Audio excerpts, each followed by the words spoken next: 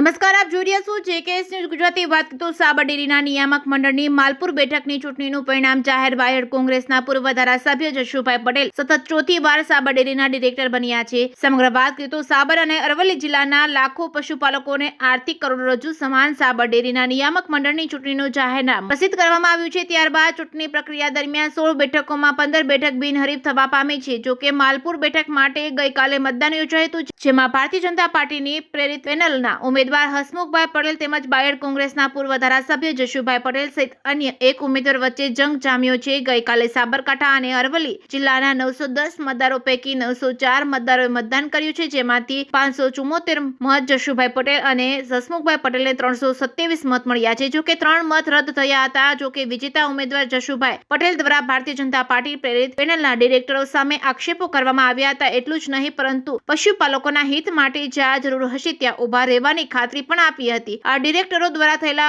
કૌભાંડો પણ ઉજાગર કરવા માટેની વાત કરી હતી। જો કે પશુપાલકોના પ્રશ્નોને વાચા આપવા માટે દર સોમવારે તેઓ સાબર ડેરી ખાતે પશુપાલકોને મળશે તેવી વાત જશુભાઈ પટેલ દ્વારા કરવામાં આવી છે। આગામી સમયમાં પશુપાલકોના હિત માટે લડતો રહીશ તેવું પણ જણાવ્યું હતું। જો કે જશુભાઈ સતત ચોથી વાર સાબર ડેરીના ડિરેક્ટર પદે ચૂંટાઈ આવ્યા છે। JKS ન્યૂઝ ગુજરાતી સાથે અશોક નાઈ, સાબરકાંઠા। સાબર ડેરીની આ ચૂંટણીમાં ભારતીય જનતા પાર્ટીએ ધાક, ધમકી, દબાણ અને સરકારી તંત્રનો દુરુપયોગ કરીને એટલા બધા લોકોને ડરાવી દીધા હતા।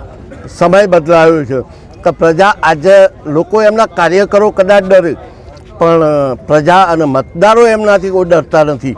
ત્યારે માત્ર એક જ બેઠકની ચૂંટણી હોય, 15 ચૂંટાયેલા ધાક, ધમકી અને સાબર ડેરીનું તંત્ર, સુપરવાઇઝરો ધાક ધમકીથી મતદારોને ધમકાવતા હતા કે જો મત નહીં આપો તો તમારી મંડળી બંધ કરી દેવી, ડેબિટ આપીશું।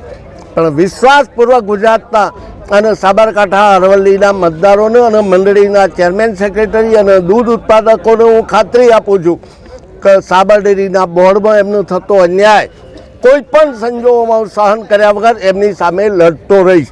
એમના જે કંઈક ફ્રોડ, કૌભાંડ છે એને ઉજાગર કરીશ અને પ્રજાને વધુમાં વધુ ફાયદો થાય એ પ્રકારનું કામ કરતો રહીશ। સોમવારનો દિવસ મારા માટે સાબર ડેરીમાં હશે। લોકોના પ્રશ્નો માટે હંમેશા હું ઝઝૂમતો રહીશ। પ્રજા ઉપર, મતદારો ઉપર મને એટલો વિશ્વાસ હતો કે આ જીત માટે ગમે તે ધાક ધમકી આવે પણ હંમેશા હું ઝાંસીની રાણી લક્ષ્મીબાઈની માફક હોમાવા માટે પણ હું તૈયાર હતો। પ્રજા મને કહેતી હતી એકલા લડો છો, કૂટી મારશે, પણ મતદારો પર મને પૂરો વિશ્વાસ હતો અને આ મતદારોનો વિજય છે, મારો વિજય નથી।